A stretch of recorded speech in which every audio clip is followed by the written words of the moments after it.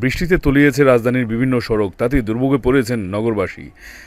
শুক্রবার রাত 10টার পর থেকে এই বৃষ্টিতে জলাবদ্ধতা সৃষ্টি হওয়ায় যান চলাচল ব্যাহত হয়। ইঞ্জিনে পানি যাওয়ায় যানবাহন বিকল হওয়ার ঘটনা দেখা গেছে।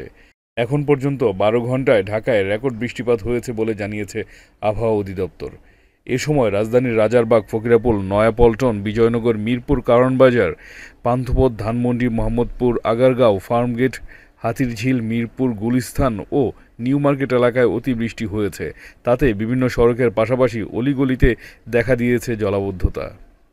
শাহজাহানপুর থেকে মতিঝিল, ফকিরাপুল থেকে বিএনপির কার্যালয়ের সামনের রাস্তায় কাকরাইল পর্যন্ত পানি ঢুকে গিয়েছে বিএনপির কেন্দ্রীয় কার্যালয়। মিরপুরের 14 নম্বর থেকে 10 নম্বরে যাওয়ার সড়কের বিভিন্ন স্থানে পানি জমে গেছে।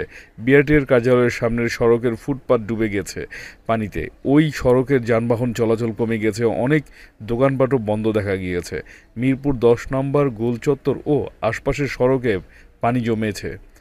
কোথাও কোমর সমান পানিতে তলিয়ে গেছে ফুটপাতও।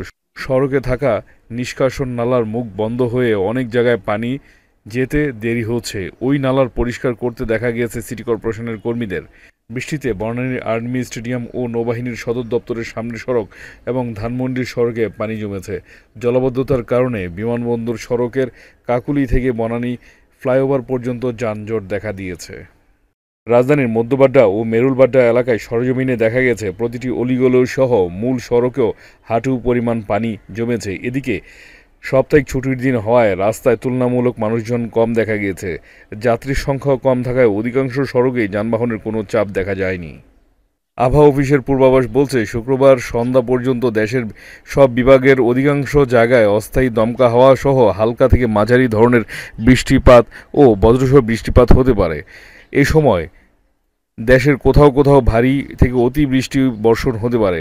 আবহাওয়া অফিস বলছে, দেশের বিভিন্ন স্থানে ঝড়ো বৃষ্টি ও ভারী বর্ষণের প্রবণতা রোববার সন্ধ্যা পর্যন্ত অব্যাহত থাকতে পারে। তবে বর্ধিত 5 দিন বৃষ্টিপাতের প্রবণতা কমতে পারে। চেন চেন পড়ে গেছে।